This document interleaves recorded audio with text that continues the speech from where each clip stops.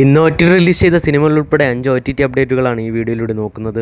അതിലാദ്യത്തേത് recent തിയേറ്ററുകളിലേക്ക് എത്തിയ പ്രഭുദേവ ചിത്രമായിരുന്നു ജോലിയ ജിങ്കാന. ഈ കോമഡി എൻ്റർടൈനർ ചിത്രത്തിൻ്റെ ഒ.ടി.ടി അവകാശങ്ങൾ ആഹാ തമിഴ് ഒ.ടി.ടി പ്ലാറ്റ്ഫോമായിരുന്നു സ്വന്തമാക്കിയിരുന്നത്. ആഹാ തമിഴ് ഒ.ടി.ടി പ്ലാറ്റ്ഫോമിലൂടെ ഇപ്പോൾ ഈ ചിത്രം ഒ.ടി.ടി റിലീസ് ചെയ്തിരിക്കുകയാണ്. അടുത്ത അപ്ഡേറ്റ് മലയാളത്തിൽ നിന്നും റീസെൻ്റ് തിയേറ്ററുകളിലേക്ക് എത്തി തിയേറ്ററിൽ നിന്ന് മികച്ച അഭിപ്രായം നേടിയെടുത്ത ചിത്രമായിരുന്നു പണി. തിയേറ്ററിൽ മികച്ച അഭിപ്രായം നേടിയെടുത്ത ഈ ജോർജ് ചിത്രത്തിൻ്റെ ഒ.ടി.ടി അവകാശങ്ങൾ ഇപ്പോൾ വിറ്റഴിക്കപ്പെട്ടിരിക്കുകയാണ്. ചിത്രത്തിൻ്റെ ഒ.ടി.ടി അവകാശങ്ങൾ സോണി ലീവും സാറ്റലൈറ്റ് അവകാശങ്ങൾ ഏഷ്യാനെറ്റുമാണ് സ്വന്തമാക്കിയിരിക്കുന്നത്.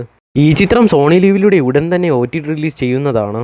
ഈ വർഷം തിയേറ്ററുകളിലേക്ക് എത്തിയ ധ്യാൻ ചിത്രങ്ങളിൽ പരാജയപ്പെട്ട മറ്റൊരു ചിത്രമായിരുന്നു ഓശാന. സിംപ്ലി സൗത്ത് മനോരമ മാക്സ് ഒ.ടി.ടി അവകാശങ്ങൾ സ്വന്തമാക്കിയ ഈ ചിത്രം ഈ പുതുവത്സരത്തിൽ ഒ.ടി.ടി റിലീസ് ചെയ്യുന്നതാണ്. ക്രിസ്മസ് റിലീസായിട്ട് തിയേറ്ററുകളിലേക്ക് എത്തിയ ഏറ്റവും പുതിയ വിജയ് സേതുപതി ചിത്രമായിരുന്നു വിടുതലൈ പാർട്ട് 2. തിയേറ്ററിൽ നിന്ന് ഈ ചിത്രത്തിന് മികച്ച അഭിപ്രായമായിരുന്നു നേടിയെടുക്കാൻ കഴിഞ്ഞിരുന്നത്. തിയേറ്ററിൽ മികച്ച അഭിപ്രായം നേടിയെടുത്ത ഈ ചിത്രത്തിൻ്റെ ഒ.ടി.ടി അവകാശങ്ങൾ C5 ആയിരുന്നു സ്വന്തമാക്കിയിരുന്നത്. C5ലൂടെ ഈ ചിത്രം മലയാളം ഉൾപ്പെടെയുള്ള ഭാഷകളിൽ ഒ.ടി.ടി റിലീസ് ചെയ്യുന്നതാണ്. ഈ ചിത്രം ജനുവരി അവസാനത്തോടെ മാത്രമേ C5ലൂടെ ഒ.ടി.ടി റിലീസ് ചെയ്യുകയുള്ളൂ.